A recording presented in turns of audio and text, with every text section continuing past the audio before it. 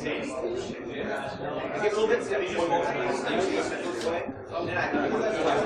teaching it how to really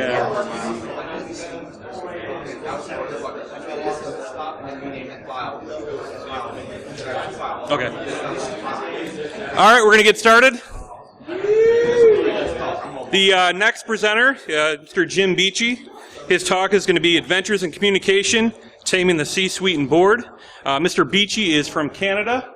He is the second best thing to come out of there since Justin Bieber, and a amateur goat wrangler. You might want to ask him some stories about that. So please give him a round of applause.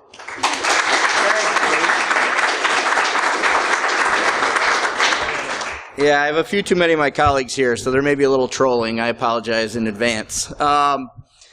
So, you know, I did this talk, and I try to do, one of the things I like to do in talks or papers is be kind of pragmatic and help people. I like to give people some insight on what I've been through, and maybe hopefully they can learn a few things. This is not a lead hacking talk, so if you're looking for that, I'm sorry, you're in the wrong room. But I do think that regardless of whether you're going to be sitting in front of your board soon or your executives, even if you're just trying to manage up, you can use some of these skills and techniques. And I'm going to shut this door.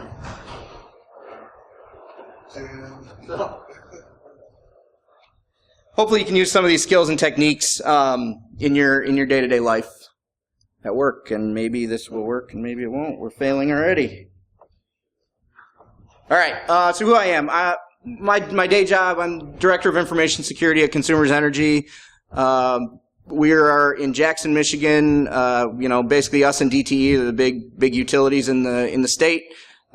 Pretty good sized team, 40-ish people. Lots of them are here today, so if you want to hear more about us, they are around. Also, SANS Technology Institute master's grad, so if anybody is interested in that program, our buddy Brad here too, a fellow compadre in that, happy to talk to you about that, and the usual Twitter and email. Definitely reach out if you want to talk. I love sort of, you know, talking to people in the community, building up skills, helping people get through things, learning from each other. We've really gained a lot from that over the years. And this is the first time I've given this talk, so I'd really like some feedback and maybe ways it can be tweaked or improved to help other audiences as well. So first of all, a real shameless plug. And I'm sorry, I didn't tell him beforehand. Keith, raise your hand in the background, but we call him Mr. GQ. He's hiring. He's got 5 openings right now, so if you want to have guns like this, you too can. I love you too, bro. But in all seriousness, if you're interested at all, I know this is a little cliche, but we got a pretty good team. We have a lot of fun, great family atmosphere. We do have relocation, so come on, give Keith a talk or talk to me, and we'll see where we go. All right, let's get into this and really dive into what talking to the board, talking to executives can be about. And I'll use those two synonymously, although there's a lot of difference between the two sometimes, and maybe I'll try to point out a few of the nuances, at least that I've learned. And the first thing I want to tell you is I did not know what the heck I was doing when I started doing this, so don't feel like I've got all the answers. Maybe some of you have had some experience in this. My journey here started about 4 years ago, and I'll show you kind of how we iterated through that, but I've gotten a lot of great advice from people and made some mistakes and picked up on some things that hopefully you can learn from me. I mean, people like to say learn from your mistakes. I'd rather learn from somebody else's mistakes, so you know, hopefully you get that today from me as well. I'm also happy if anybody wants to interrupt and ask questions. I don't care. We can take this where we want to go. I'll try to leave some time, but you're more than welcome to interrupt as we go through. So, first thing I think you have to do in the situation is you gotta think about who you're talking to.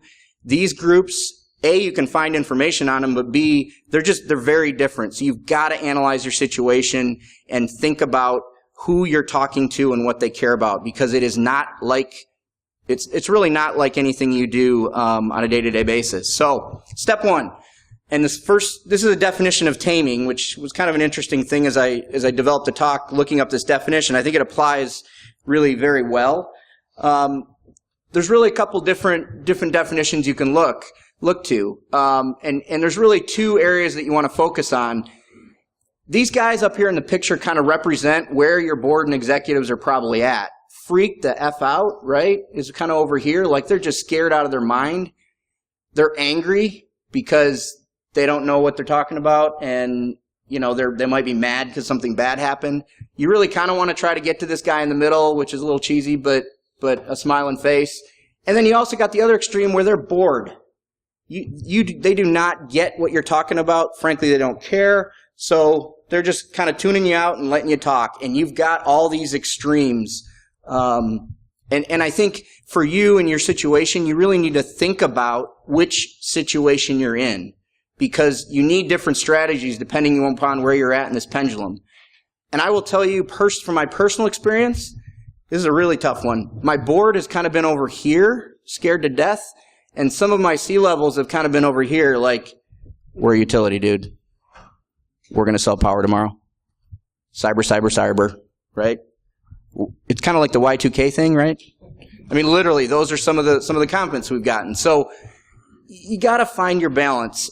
But the goal here, the ultimate goal, is to harness or control and render useful. You want these groups supporting your program, working towards what you're trying to put forward in the organization to advance your security culture. So keep that top of mind, and keep in mind the process that you have to go through to get there. All right.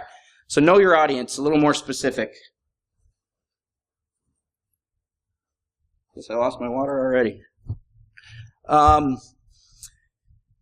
Thing about boards is they're all on your websites. So every board literally will have a page on their website with demographic information, typically the age, where people have worked, what they've done. You've got to use that to your advantage. And you must understand who these people are before you walk in the room. It's really important to be able to greet someone with a handshake and say their name, know who they are. The data's there. It takes 5 minutes. Go find it and use it to your advantage. The other thing is figure out how your board is structured.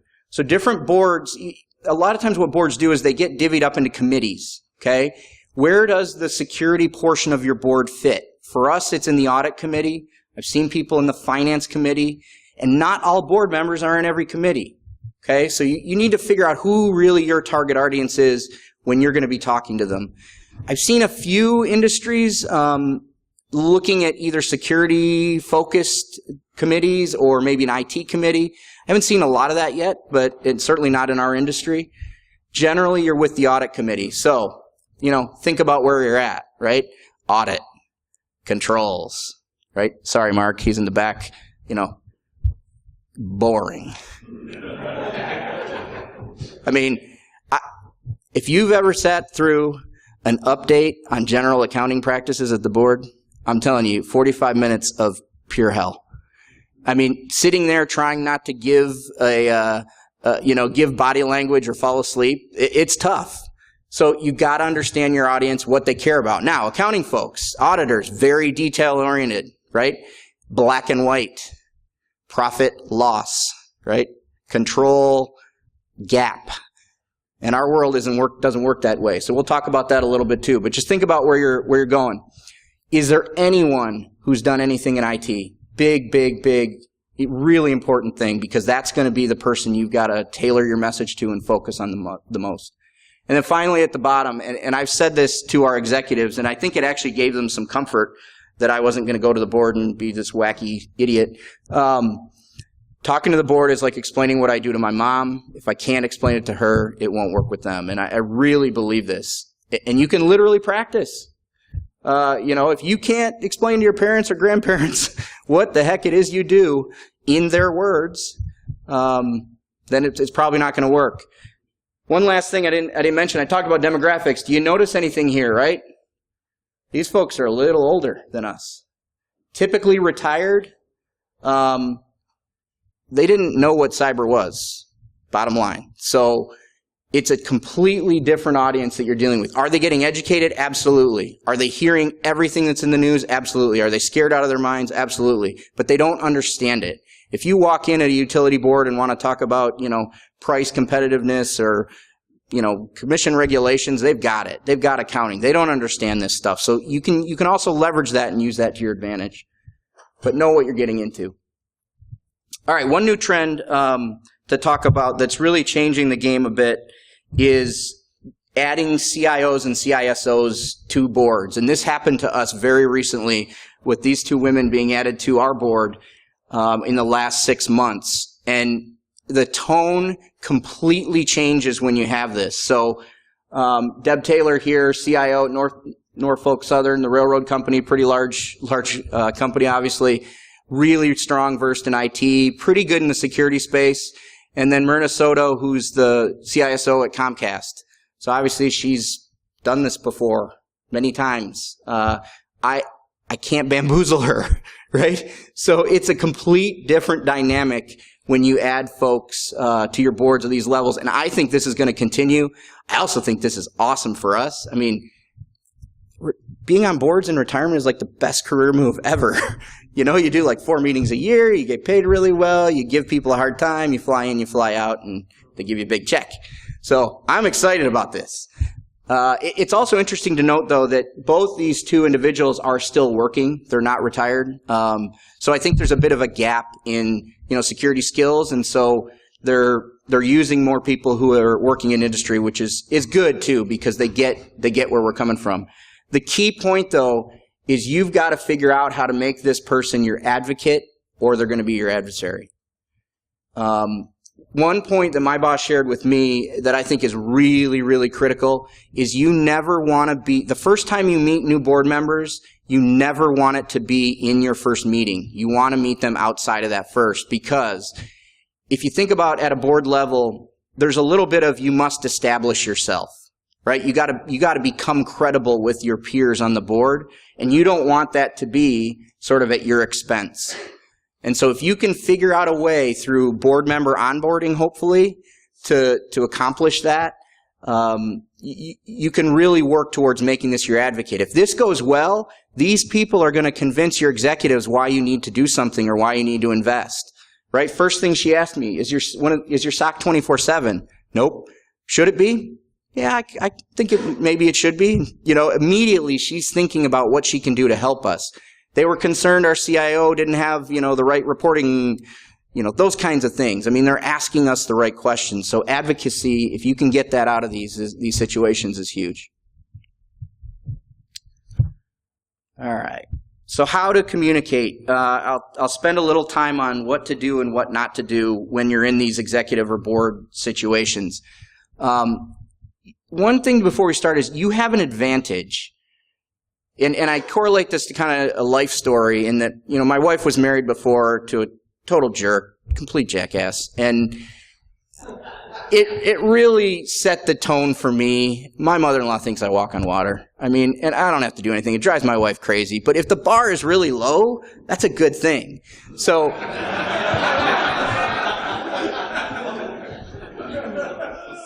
this is what they think of us.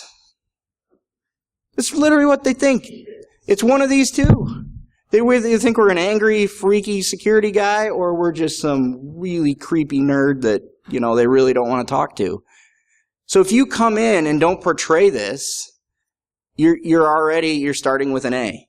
And I, looking in the room and knowing many of you, I certainly wouldn't expect that, but their expectations are pretty low, especially if you're following someone. And I think generally we see the angry security guy is really the big one that they've had to deal with. The sky is falling, technical, won't talk in risk terms, those kinds of things. So think about this and use this to your advantage. If there's any way you can figure out sort of who your predecessor was, or maybe some folks they've interacted with, and sort of fill those gaps or be different than that person, do that.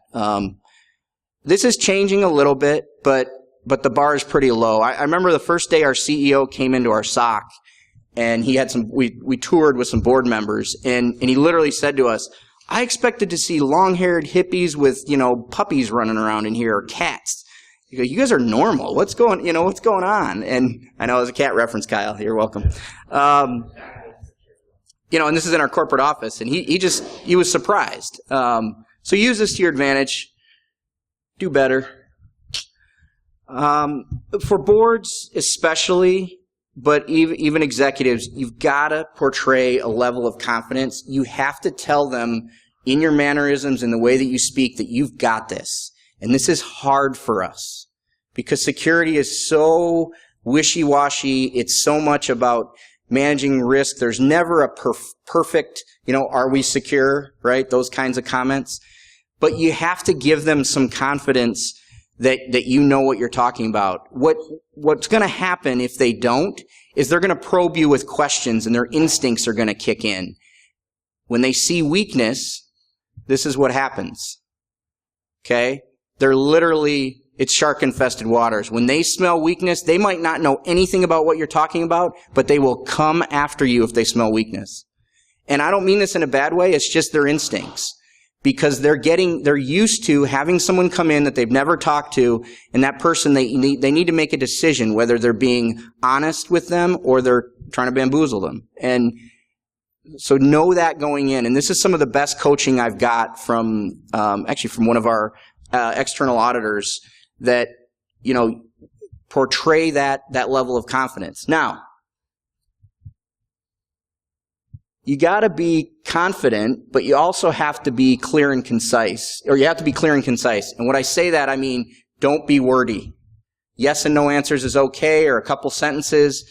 These people don't want to hear the, 6-paragraph answer, so be clear and concise. But most importantly, you have to deliver. You're going to get 1 or 2 opportunities where you're going to make a statement, you're going to make a commitment, and you have to deliver to that commitment. This isn't a deadline you can miss, just period, end of sentence. Or, it could be a career-altering move, or it could be, you lose confidence. Now, the minute you deliver, your confidence goes through the roof, and you just kind of continue from there. Once you build some capital, you can have some tougher conversations, but you've got to be confident, and you got to deliver. And be careful with your commitments, because you don't want to walk back to your team and say, sorry, guys, we got to get, this maturity assessment done in 3 months now that we said would take 3 years. So, and literally these things happen. You make a statement in the board, it goes into record, notice of decision kind of things. You've got to be accurate in what you're saying. So, kind of summarize this in negative terms. Don't be overly wordy. Some of us suffer from that. I do at times. Yes, no answers, short 2 sentences. Help your peers out. Practice, those kinds of things. You can't be risk averse in your language. And this is really hard for us because we don't deal in absolutes. But yeah, we should be able to do that. Or, I'm hoping we can meet that deadline. You're dead. Literally. They're swirling now. And they're gonna ping you, they're gonna ask you questions, they're gonna hammer you down. They want a very definitive answer. And I don't mean to portray that they're like a firing squad. Audit committee can actually be fun and joke around, but these people have a great skill of adjusting their style to be friendly and cordial in the, in the entryway and when you're joking around, and then to come after you when you're standing there in front of them, because that's their job. That's why they get paid the big bucks. So don't think that because you had a nice conversation at the urinal that you're going to be okay in the room. Big one, don't fearmonger. You don't need to. Everyone else is doing this for you. The Wall Street Journal, CNN, it doesn't matter. They're doing it for you, so why do you really don't need to do it. You're actually going to get a lot more credibility if you talk to them and say, okay, I hear what you're saying, but, this is really where we're at, or where the threats, we think the threats fit for our organization. And I'll give you an example for us as a utility. We don't have a lot of intellectual property. So many of the hacks and the attacks they've seen, don't get me wrong, we have big concerns, but we don't think about things from an intellectual property standpoint. Did you have a question or? No? Okay. No worries. You can keep your hand up. The other one is don't sugarcoat your bad news. Just own it. If you screwed up, if you had an issue or an incident, don't explain it away. We owned it. We did it. There was a problem. This is what we're doing about it. That also will get you more credibility. Even if it was some, Jason talked about this earlier, a stupid user clicked on an email, don't go there. They care about the company. They represent the company. They're not interested in, it was this area of the company or not yours, or if an IT admin made a mistake, or own the issue, be supportive, and go fix it or resolve it. All right, preparation, other big one, and this is another good one. I got this one from our director of internal audit, who does this obsessively, is brainstorming questions you think they might ask you. And literally you need to write them down and write down your answers. And you'll be amazed how, if you really think about this critically, or if you ask someone, well, what would you ask me? Maybe it's your CIO, somebody else that you know, somebody that's familiar with these people. Generally, they'll be able to tell you what questions they're likely to ask, because they know them, especially if you don't have a rapport or you haven't been in front of them many times. Really, really important thing to do. You got to have feedback loop. There's a balance here, okay? I'll tell a story of former life with former leadership where I literally had 39 revisions of a board deck. That's insanity.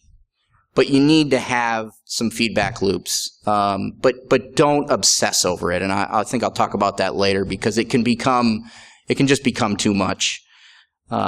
Understand the dress and conduct expectations. This isn't going to cover it. I wish it would, but it doesn't. Our CEO never wears a tie. I made the mistake once of going to the board without a tie, and he quickly corrected me, and I said, "Sir, that will never happen again." But some boards, you're not even allowed to express emotion. They want you to be completely stone-faced and very, proper and just looking forward. So you got to know what the expectations are. And it can vary from committee to full board, from different committees. The culture and the tone is kind of sort of determined by the chair, somewhat by the organization, but just find someone who can answer those questions for you who've been there before. Hopefully, your communications folks or your leadership are helping you through this. And the first time you get to do this, or even better, that you get to go before you have to present, but know those expectations. And they'll screw with you too. Our controller, chief accounting officer, pulled me aside one day and he said, "Oh, it's so cool. You're going to get, I hear you're coming to the board for the audit committee. It's exciting." He goes, "I got to tell you though, they're a bunch of pricks." I'm like, what? This is like the most straight-laced, normal guy ever. And he let me go for a couple minutes. I'm just messing with you. So, you're going to have those experiences, but enjoy them and sort of use them to your advantage again. All right, educate. Your job when you're in front of these people is to educate them on what's important for you and your program. Okay? Now, when I say education, I don't mean in the FUD terms, but I think there's a few key points that they do not understand that you have to get across to them. Number one, and this is, a Nike poster. It's one of my favorites. I was a tennis player growing up, and there really is no finish line to what we do. And if you've worked here in this industry long enough, you solve one gap and you move to another, and it doesn't end.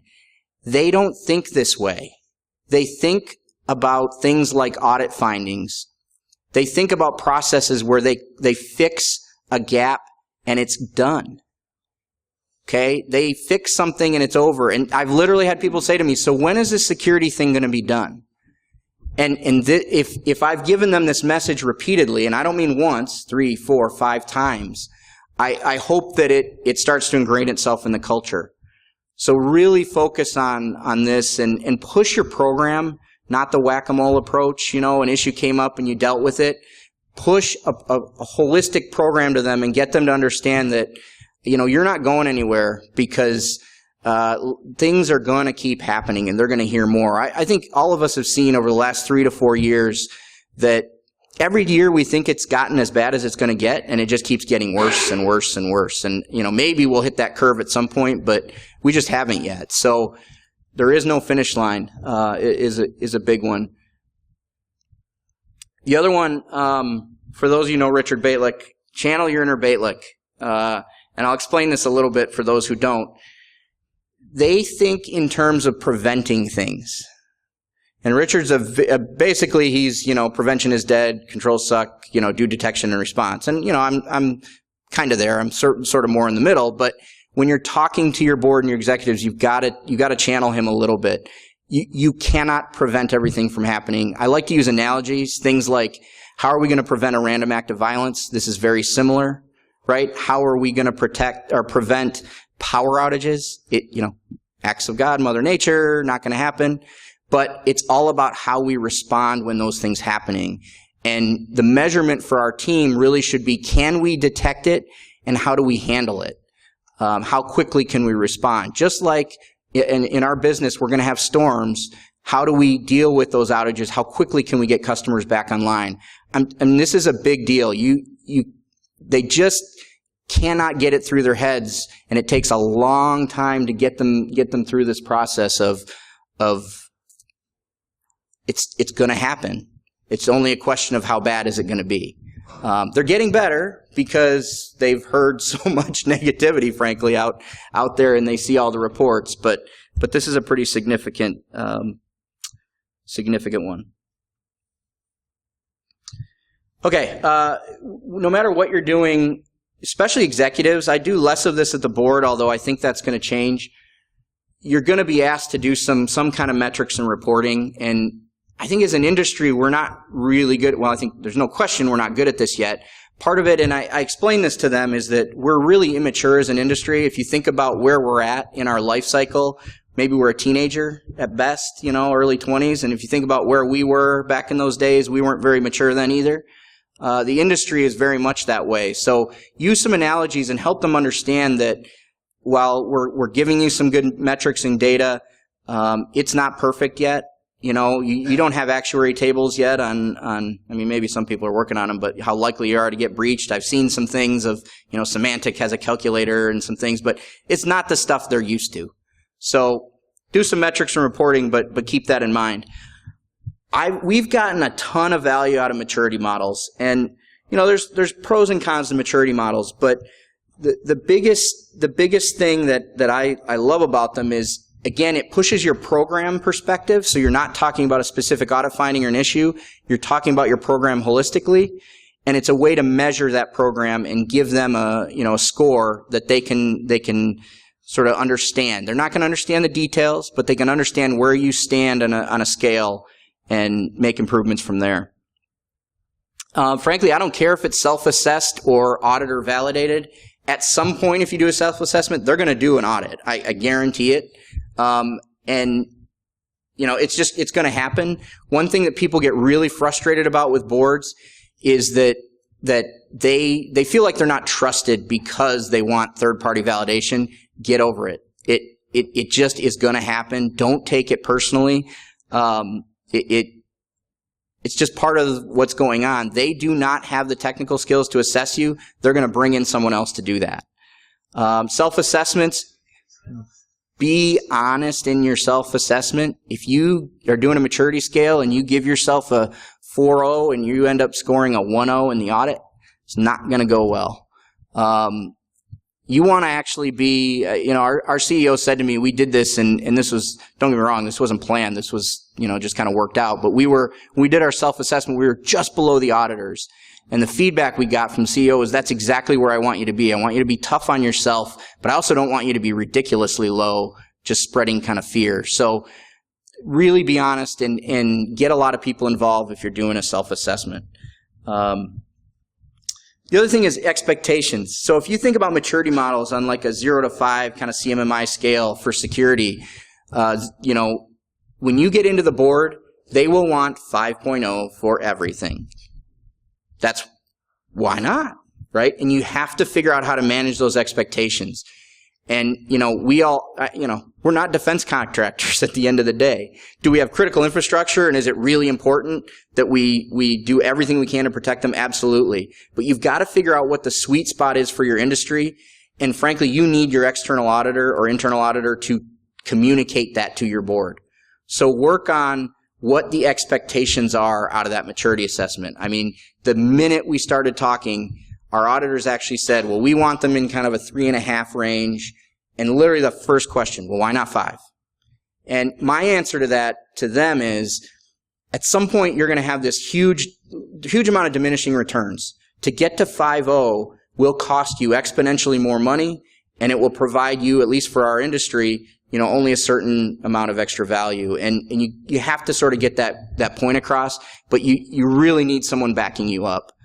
Because all they want to do is be the best, and they think if they get to 5, then they're done, and it's not really the case anyway. So really work on those expectations. I mentioned don't overcommit before. Be really cognizant of what you're committing to and what your team can accomplish realistically, and it's hard. I mean, I've certainly overcommitted in the past, and you know, you have to balance where you're at in the political situation, but be really careful about that commitment. And then finally, you know, in this, board members really don't care too much about how much it costs, I'm going to be honest with you, because generally the dollar values they're dealing with are so much up here in the stratosphere. I mean, you add a 0 or 2 to whatever you have, it's mind-boggling the risks they think are manageable. But your executives, on the other hand, that's a different story. They really care about how much it costs, because generally there's a single budget, and if yours is going up, somebody else is going down. Now, I'll tell you that even here, I think you can paint a really good picture. Based upon all the problems, all the issues, some of the costs of breaches, I really think at the end of the day, and I use this, I think we're a pretty cheap date. And if we can, you know, cost this much money and keep the board members off your back, Mr. CEO, and others and others and others. You know, in comparison, especially for us in our industry, some of the dollars we're spending, if we have to retrofit a plant or something, if we have to put new pipeline in the ground, I mean, those are big projects. So it may seem like a ton of money to you, and it is, and it's important, but just know what their context is.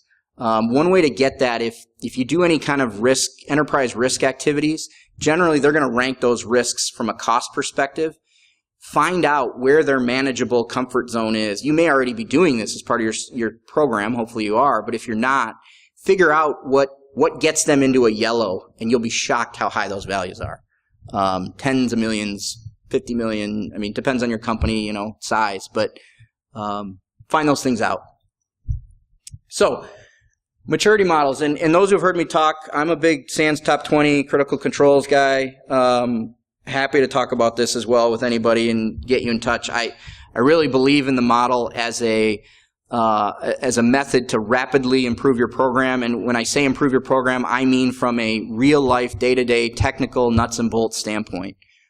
This is not a governance framework, and I actually think you should start here if you're building a program. Start getting some wins technically, and we've bolted on the governance later. Part of that's just my bias, because that's what I like to do. But love this model. And if you take a look at this, what I love about maturity models is you can visualize to your executives or your board where your program is. They don't have to know a damn thing about security, but they can tell right here, and this is a sample, although it's not far off from where we were, they can tell we got issues, right? All you have to do is convince them that this model is valid, which isn't very hard given the expertise behind it, the people behind it. I used to say, this isn't Beechey's crazy idea. I would literally say that to them. This is an industry model. Yes, we've self-assessed, but if you'd like to, you know, bring an auditor, it's fine. But what we did was we took each of the sub-controls under each of the top 20. We just cut them in thirds. If we're doing less than a third, it's red. You know, 2/3, it's yellow, and more than that, it's green. We did not make this simple. It was binary. We didn't do anything as far as, well, we're doing that kind of, sort of, so we'll give it a 2.5. And, you know, it was just yes or no. Very much try to take the subjectivity out of it. It was not scientific. We got so much mileage out of this. I never planned for us to have this kind of sort of benefit from it, but it's been awesome. And what I want to show you is, again, they don't have to know anything. So this is where we started. Hey, this is where we're at year 2. This is where we're at year 3. Or you can say, if you give me $4 million. Look at the, right? Exactly. Yeah, go ahead. I have a question. This is fantastic. So, what's the effort to maintain everything nice and clean? Great question. Keith left the room. That's kind of his mantra. It's a very fair question. So, what's the effort to maintain everything green was the question, and the answer is, when you're pitching to them the dollar values that you need to invest, make sure that you have the ongoing investment in there as well, because there is significant investment. And the biggest thing I can tell you is you've got to have the people. You have to have the people. I'll take people over tools any day because there's so many great free open source tools, but they think of this like a capital investment that they can buy something and they're done. You cannot get there. So if you need help getting money, this is a great way to start, but include your FTE estimates in this as well. Include your ongoing maintenance, those kinds of things. Is that what you're looking for? Great point. So just use these kinds of things. I'm happy to send these to anybody who wants them. But this is, I mean, when your CEO says, oh, he literally says to me, well, two things happen. I'll tell a couple stories. Number one, when we did this first, it was very controversial because the IT ops folks had security typically, and they said we were green.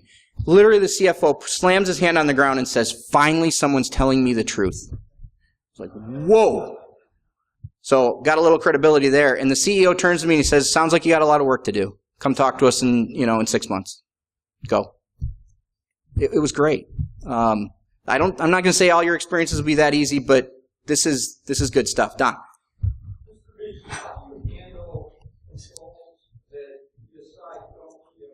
Yeah, great question. So, boy, that's a loaded one, isn't it, Don?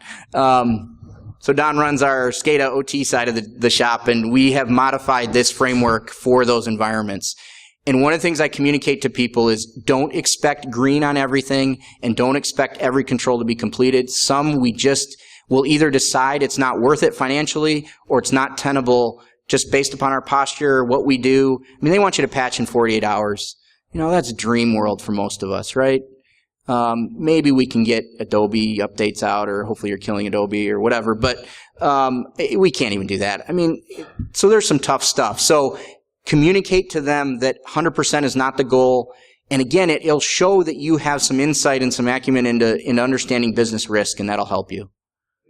Yeah. Today's world is kind of the industry best versus no, it's not a lot. Yeah. I wish there was benchmarking, and I'm gonna talk about this a little. The bottom line is I don't know. I wish I knew as far as who. I'm waiting for SANS to someday do or Center for Internet Security, I guess owns this now, to do some kind of a study anonymously where we get all this aggregate data and we can kind of figure out where we're at. I'm going to talk about benchmarking though, so I'll hit that real quick right now. Thank you for the segue. One thing that will help you immensely that you have to do is benchmarking, and I've learned this from our new CIO who's really big on this.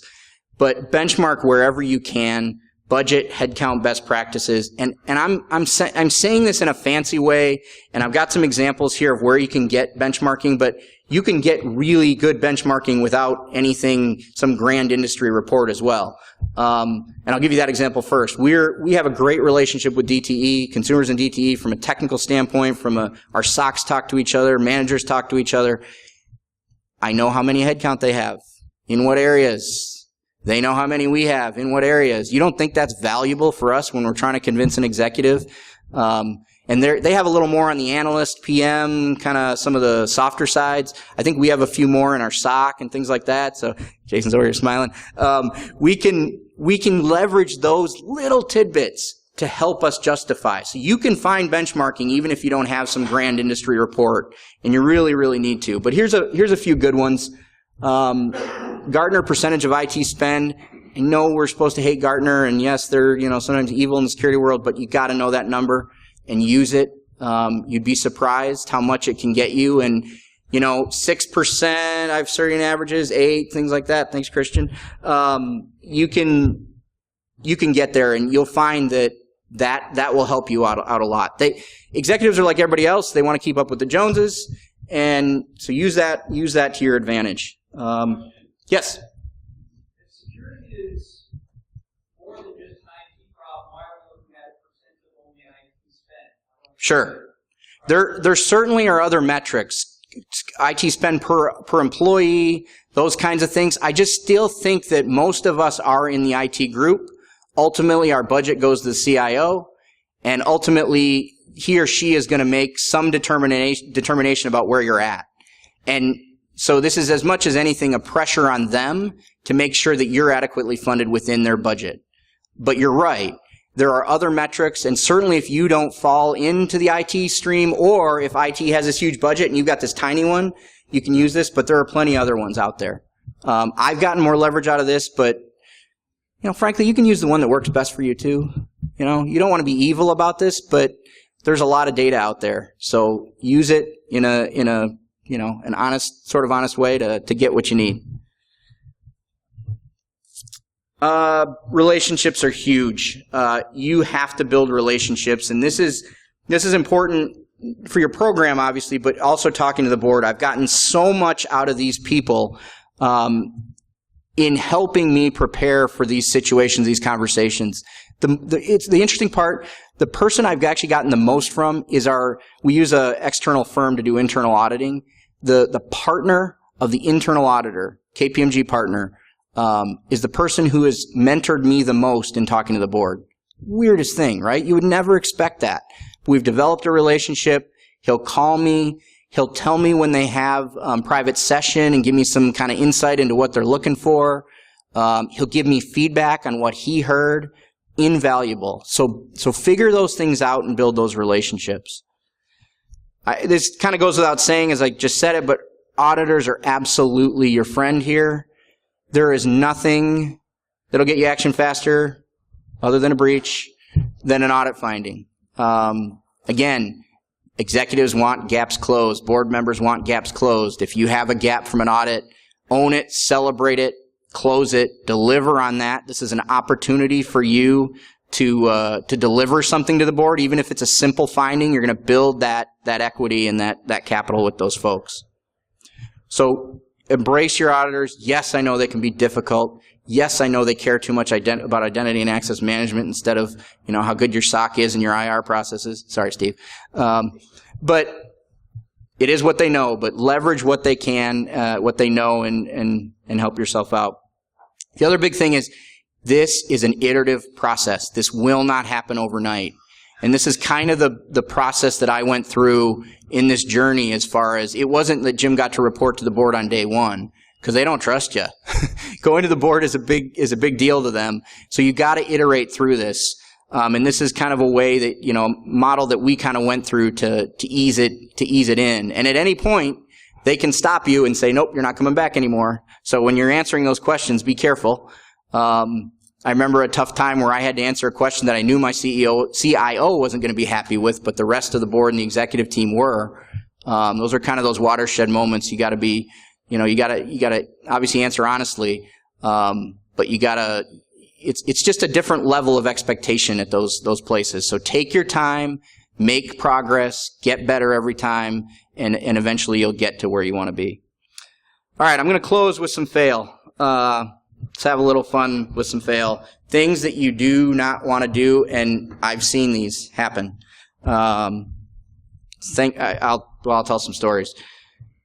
If you're showing the Norse map, for crying out loud, please no. Anybody seen this one? Yeah. Don't get me started when people do SOC tours and I go up there and they got the Norse map. I'm like, oh gosh. Whoa. Yeah, there's so many maps out there, but please, not in your executives or your board. They're going to start asking you questions about what does that bubble mean? So, yeah. This is my pet peeve number one. Firewall denies at your perimeter firewall is not a flippin' attack. Stop telling people that it is. This drives me absolutely batty. Literally, that's what these people are counting in most of these situations. And I've been asked numerous times, what's our number, Jim? I want to report our number. Isn't that a metric we should have? No, it doesn't do anything for you. Absolutely nothing. So stop, please. If I give you anything out of this talk, if you're doing this, please stop. Do us all a favor. This one is just about as good. This is real, you guys. This is from an industry peer of ours, not DTE. I will not throw them under the bus. I can't make this up. And I remember we were sitting at a conference, or no, we were doing a kind of a visit, and a colleague of mine and I were sitting there and they were showing us what they show the board, and it was like flow records from China. Like, you've got to be kidding me. What does this actually gain you in the context of a board? Because what they're going to say is, what happened when it went down? Or how do we get this number down? Guys, come on. Seriously. So this is real. This stuff exists. It'll stay, unattributed, but good stuff. Have some fun with it too. But so in summary, really focus on analyzing your audience, speak confidently and accurately, educate them, build those relationships, iterate through. Those things will get you a long way with your board, with your executives, or even just in your general security community, your company. Don't do the FUD thing. They're going to do it for you. Don't talk in risk-averse sort of terms or circles. Don't expect for perfection or obsess, and really don't burn those bridges, because you're going to be coming back and back and back to these people again. So thank you, and with that, I'll certainly take any additional questions, or we can talk outside.